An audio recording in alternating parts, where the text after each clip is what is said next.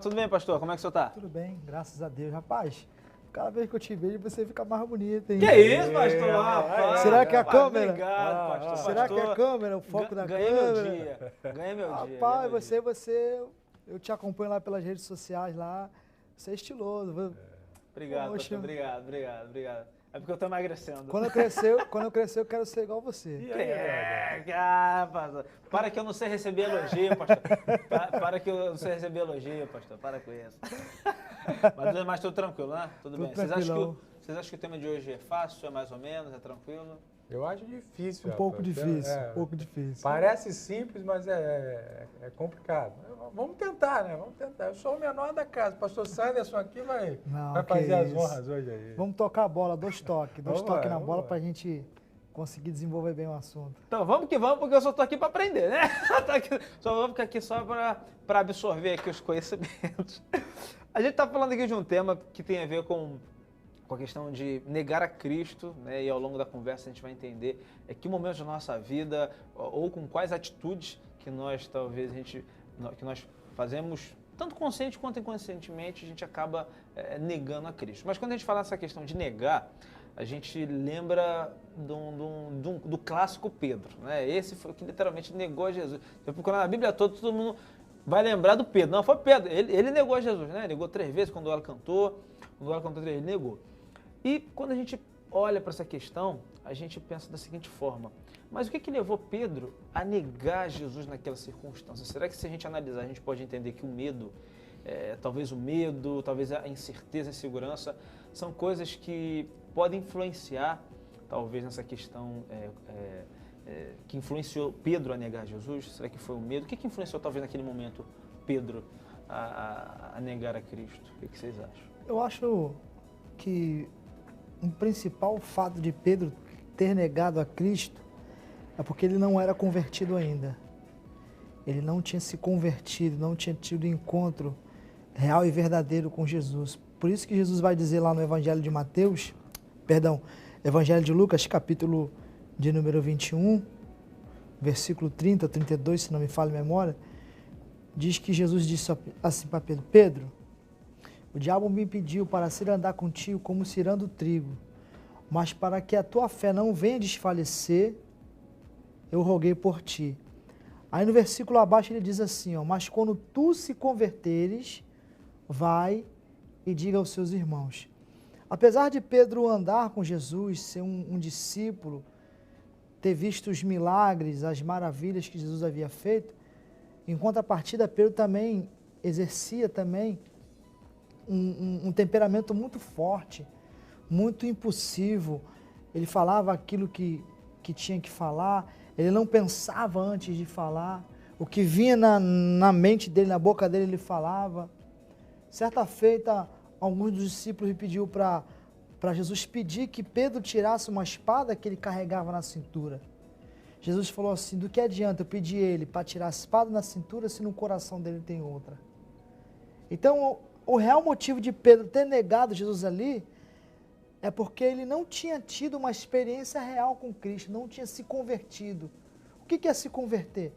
É fazer o caminho inverso, é fazer o caminho contrário, é andar na contramão do mundo.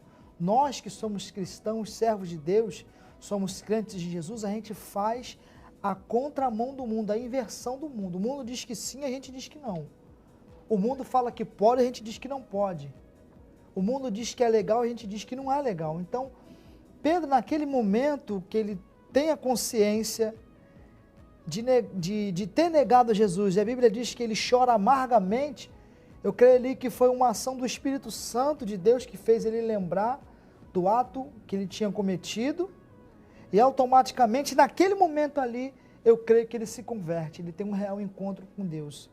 Porque até então ele não era convertido, ele era apenas um discípulo que andava perto, que via os milagres, mas não tinha ainda uma real experiência com Jesus. Eu não sei se foi exatamente naquele momento, mas eu tenho certeza da conversão de Pedro, porque as mesmas pessoas que ele tinha medo quando ele negou por 3 vezes, diante talvez das mesmas pessoas, ele levantou a voz no Sinédrio, junto de muitos líderes eclesiásticos, junto daqueles que prenderam o próprio Jesus, ele levantou e já não tinha medo, ele disse, vocês crucificaram a Jesus. Então ali a gente entende que ele realmente havia se convertido, porque quem não tem a conversão, ele tem características de perdedor, que é fraqueza, é medo, insegurança. Mas quando a pessoa é convertido, ele se torna ousado. Por quê? Porque o grande medo daquele que não é convertido é exatamente a morte. É o que aconteceu com Pedro. Pedro estava com medo de morrer. Ele sabia que Jesus estava prestes a ser morto. E ele também estava com medo de morrer. Então, não, eu não conheço, eu não sei quem é. Mas daqui a pouquinho, ou seja, pouco tempo depois, 40 dias, 45, não sei, a Bíblia diz que Pedro se levanta diante de uma grande multidão. Vocês crucificaram a Jesus. E ele não morreu. Ou seja, mesmo se morresse, ele ia ficar tranquilo, porque ele já tinha conversão. Então a gente entende que talvez existem dois tipos de negar a Jesus. O negar de Pedro, né, com as palavras, e também o negar com atitudes. Hoje em dia, a gente vê pouco isso acontecendo, a pessoa negar Jesus através de palavras, mas eles negam através de atitudes. O Brasil é um país laico, ele não é um país confessional, ele não tem uma religião predominante, nós temos a liberdade de credo, a gente pode dizer que serve a Jesus tranquilamente, mas existem alguns países que não têm essa liberdade que nós temos. E ainda nos dias de hoje acontece isso, de você ter que negar a Jesus com seus próprios lábios. E a gente sabe, a gente lê a história, a gente descobre que muitas pessoas que se recusam a fazer isso são mortos. Tem o mesmo medo que o apóstolo Pedro teve antes de se converter, né? E por outro lado, a gente vê que existem pessoas que, por muito menos do que isso, né, pastor, eles acabam negando a Jesus através das suas atitudes. Se a gente for tentar aqui ilustrar, cada semana que passa, acho que ele aumenta uma batida. Ele começou com uma batida, né? Agora ele faz 5, né? Teve um dia que quase arrebentou a porta. Só tem esse cenário. Vamos ver quem tá na porta? Vem comigo também. Vem tu também. E vem você. E vem tu. Não, você fica aí. Vem tu. Fica aí, vem. Fica aí, vem. Só um minuto. Vamos ver quem tá na porta? Será que é ele? Chapolin Colorado? Não tem ninguém. Vou tomar susto hoje? Ou não? Não sei, né? Não sei. E aí ele tá aqui, James, ele que nunca falta, né? Você tá testando, você vai quebrar essa porta, hein, rapaz? Tu tá malhando, ó? Tu tá malhando?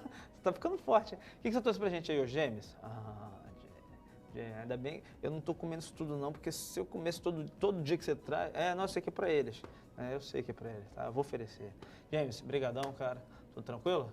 Valeu, fica com Deus aí, vai com Deus, né? Sempre que abre essa porta eu fico com medo, porque eu nunca sei quem vai vir. É o braço, antes era ele. É o braço mais famoso da TV brasileira. É o braço mais famoso aqui da TV brasileira, e o pessoal ainda quer saber quem é ele. Eu vou criar uma enquete. Quem você acha que é o dia? Vou colocar lá no canal CJC. Quem acertar vai ganhar um CD. Vai ganhar um CD da Adoração com os Adoradores. Opa! Agora eu gostei. Vai CD quem que sorteia. Agora eu gostei. Se a gente for tentar aqui ilustrar duas situações, né? O pastor Clésia disse que a pessoa ela pode negar com as palavras e também com as atitudes. Se a gente for tentar ilustrar a questão das atitudes, será que esses dois exemplos se encaixariam nessa questão de negar? Quando uma pessoa ela conhece a Cristo, está nos caminhos, mas acontece aquela situação onde muitos usam essa palavra, esse termo, ela se desvia. Ela sai dos caminhos de Deus, ela sai da presença. E também tem o caso da pessoa que é conhecedora, mas acaba, não se desvia, mas erra. Ela cai, ela peca.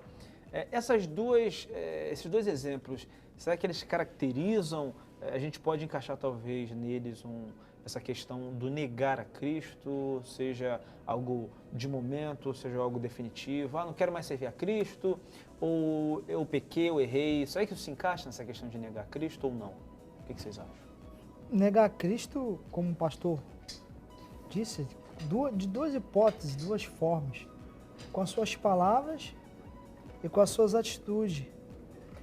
E a pessoa, quando ela nega com as palavras, ela pode até se arrepender daquilo que ela falou, daquilo que ela disse. E quando ela nega com as suas atitudes, é como? É não reconhecendo Jesus como seu Salvador. Eu acho que isso é dos grandes erros da humanidade, do ser humano, é não reconhecer o sacrifício de Cristo, não reconhecer Cristo como Salvador da sua vida, como aquele que morreu na cruz do Calvário, que ressuscitou, que deu a vida por nós. Então, esse negar com as suas atitudes é muito mais perigoso do que negar com as suas palavras. Por quê? Quando você fala sem conhecimento de causa, no tempo da sua ignorância, fala alguma coisa referente. Um exemplo, Deus não existe. Pessoa que não acredita, né? Eu não acredito em Deus, não acredito em Jesus, não acredito em nada. Ela está no momento da inocência dela, melhor dizendo, da ignorância dela. Ela não conhece, não provou do amor de Deus.